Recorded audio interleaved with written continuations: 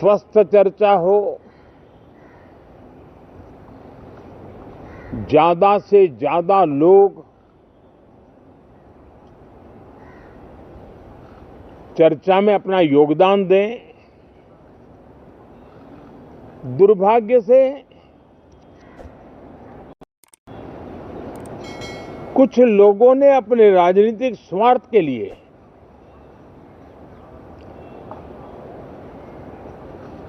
जिनको जनता ने अस्वीकार किया है, वे संसद को भी मुट्ठी भर लोगों के हुड़दंगबाजी से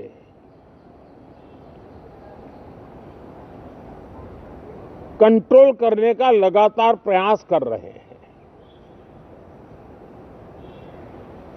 उनका अपना मकसद तो संसद की गतिविधि को रोकने से ज्यादा सफल नहीं होता है और देश की जनता उनके सारे व्यवहारों को काउंट करती है और जब समय आता है तो सजा भी देती है। लेकिन सबसे ज्यादा पीड़ा की बात यह है कि जो नए सांसद होते हैं, नए विचार, नई ऊर्जा लेकर के आते हैं और ये किसी एक दल में नहीं, सभी दल में आते हैं, उनके अधिकारों को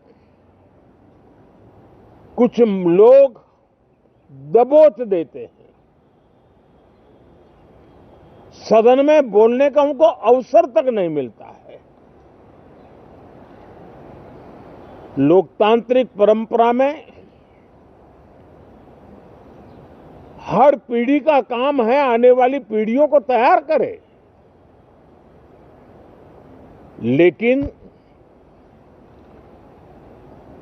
80-80, 90-90 बार जनता ने जिनको लगातार नकार दिया है, वे न संसद में चर्चा होने देते हैं, न लोकतंत्र की भावना का सम्मान करते हैं, न ही वह लोगों की आकांक्षाओं का कोई महत्व समझते हैं, उनका उसके प्रति कोई दायित्व है वो कोई समझ पाते हैं।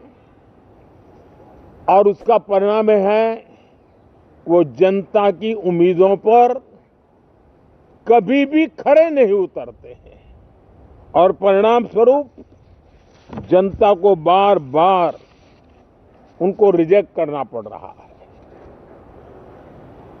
साथियों, ये सदन लोकतंत्र की 2024 के पार्लियामेंट के चुनाव के बाद देश की जनता को अपने अपने राज्यों में कुछ स्थानों पर अपनी भावना, अपने विचार, अपनी अपेक्षाएं प्रकट करने का अवसर मिला है। उसमें भी 2024 के लोकसभा के चुनाव के नतीजों को और अधिक ताकत दी गई है राज्यों के द्वारा और अधिक बल प्रदान किया गया है और अधिक समर्थन का व्याप बढ़ा है और लोकतंत्र की यह शर्त है कि हम जनता जनार्दन की भावनाओं का आदर करें, उनकी आशा अपेक्षाओं पर खरा उतरने के लिए दिन रात मेहनत करें। मैं बार बार खास करके विपक्ष के साथियों से आग्रह करता रहा हूं और कुछ विपक्ष बहुत जिम्मेदारी से व्यवहार करते भी हैं। उनकी भी इच्छा रहती है कि सदन में सुचारू रूप से काम हो, लेकिन लगातार जिनको जनता ने नकार दिया है, वे अपने साथियों की बात को भी दबोच देते थे, उनकी भावनाओं का भी अनादर करते हैं। लोकतंत्र की भावनाओं का अनादर करते हैं। मैं आशा करता हूं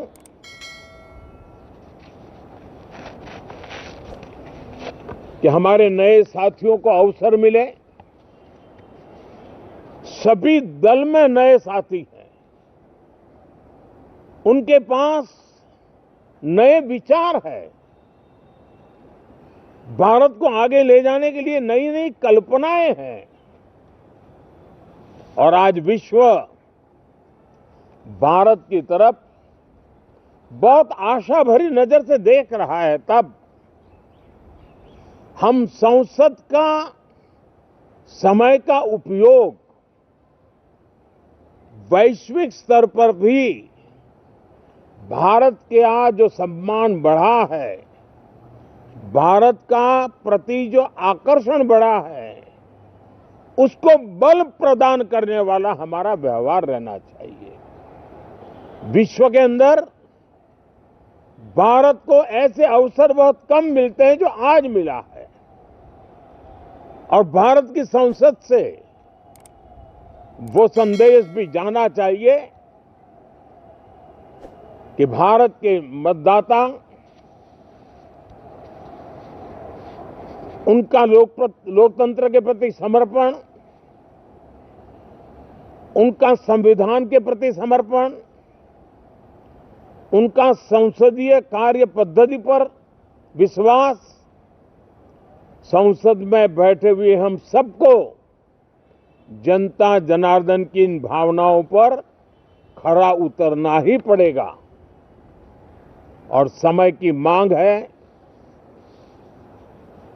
हम अब तक जितना समय गंवा चुके हैं उसका थोड़ा पश्चाताप करें और उसका परिमार्जन करने का उपाय यही है कि हम बहुत ही तंदुरुस्त तरीके से हर विषय के अनेक पहलुओं को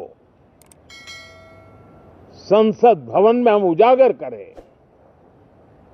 आने वाली पीढ़ियां भी पढ़ेगी उसको, उसमें से प्रेरणा लेगी।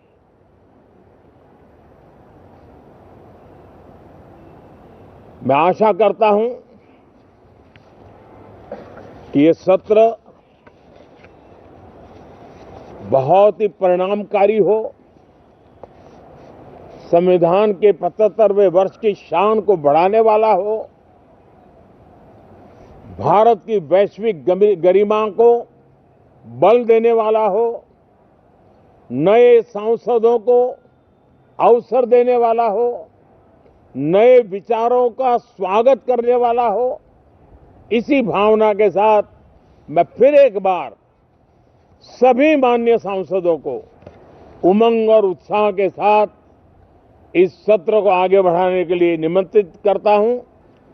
बहुत जिम्मेदारी से व्यवहार करते भी हैं। उनकी भी इच्छा रहती है कि सदन में सुचारू रूप से काम हो, लेकिन लगातार जिनको जनता ने नकार दिया है, वे अपने साथियों की बात को भी दबोच देते थे, उनकी भावनाओं का भी अनादर करते हैं, लोकतंत्र की भावनाओं का अनादर करते हैं। मैं आशा करता हूं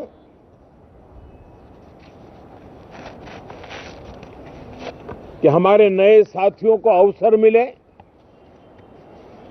सभी दल में नए साथी हैं। स्वागत करता हूं। आप सब साथियों का भी बहुत बहुत धन्यवाद।